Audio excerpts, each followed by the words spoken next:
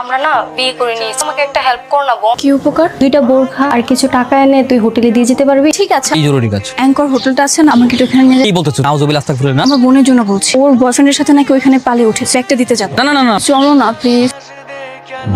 Principal স্যারের মেয়ে sir.